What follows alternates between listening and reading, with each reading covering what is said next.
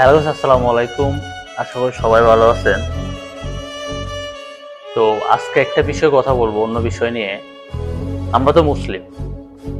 তো আমাদের প্রথম দায়িত্বটা হচ্ছে আমাদের ইসলামের প্রতি জ্ঞান ধারণ করা, ইসলামিক ইসলামের প্রতি জ্ঞান রাখা।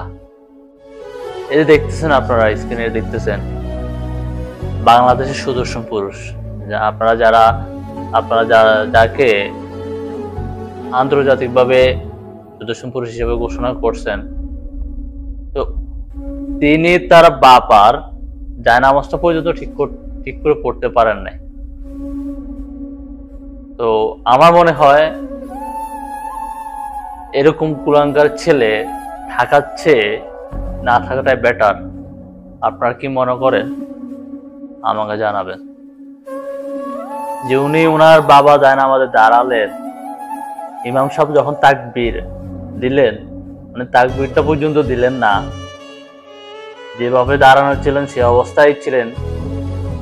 এবং ইমাম সাহেব যখন নামাজের সালাম পেরায়, উনি সালামটা পর্যন্ত পেরায় নাই। তাহলে বোঝা যায় কি ওনার ইসলামের প্রতি কোনো জ্ঞানই নেই। আসুন আমরা সবাই ইসলামের প্রতি জ্ঞান ধারণ করি, ইসলামের প্রতি জ্ঞান রাখি এবং অন্যকে উৎসাহিত করি।